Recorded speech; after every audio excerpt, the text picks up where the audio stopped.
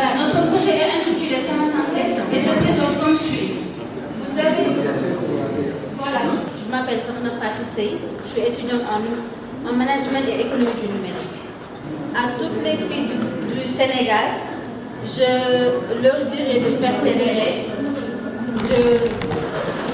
de se motiver et d'aller toujours de l'avant, que rien n'est perdu, qu'on peut toujours apprendre.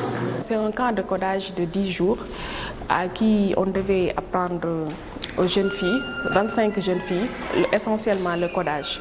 Mais en plus du codage, on devait les former en leadership. Donc il y avait un module de genre autonomisation et les intelligences artificielles et les nouvelles technologies. On a eu aussi à faire du développement carrément avec Scratch, MIT App Inventor, robotique et blogueur, HTML, CSS. Ça les a permis d'abord d'avoir confiance en soi. Ça les a bien boostés dans le domaine du leadership et aussi dans le langage numérique, dans le lexique numérique, parce qu'on tend déjà vers la digitalisation. Et donc, c'est un domaine qui est primordial maintenant dans le développement de tous les secteurs. Je m'appelle Mathie Touré, je suis à l'ESMT en licence 3 en management et en économie du numérique. Alors, durant ce camp de formation, j'ai appris pas mal de choses, dire énormément de choses. Sincèrement, j'ai appris beaucoup de choses parce qu'on a fait de la robotique. Enfin, ça ne se limite pas uniquement au codage. On a fait de la robotique, on a fait des animations, on a étudié le risque que les femmes encourent dans le domaine de la cybersécurité. On a aussi eu à avoir des leaders féminins, beaucoup de leaders féminins même. Et sincèrement, ça m'a motivée à la fin de la formation. Je me retrouve avec beaucoup de visions, de nouvelles perspectives. Et là, Inch'Allah, je pense que je vais créer un projet dans le domaine de l'informatique.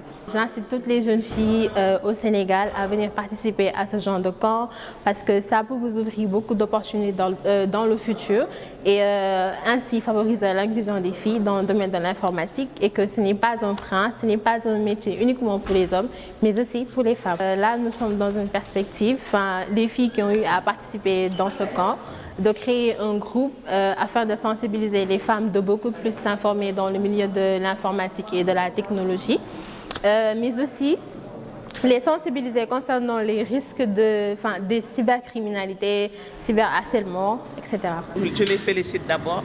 Je félicite les initiateurs comme ONU Femmes qui a été appuyé par l'Union internationale des télécoms mais également l'Union africaine et qui a organisé ce camp de codage-là en parfaite synergie avec le ministère de la Famille et des Solidarités, avec aussi le ministère de l'Enseignement supérieur, de la Recherche et de l'Innovation, mais aussi avec le ministère des Télécommunications et du Numérique.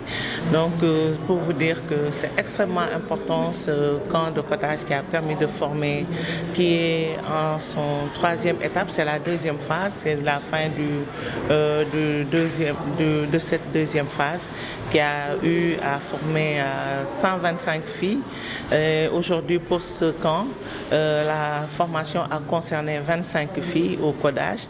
Donc, ce qui veut dire que c'est une façon de réduire cette fracture numérique pour les filles et leur permettre d'exprimer leur plein potentiel, surtout dans le champ du numérique.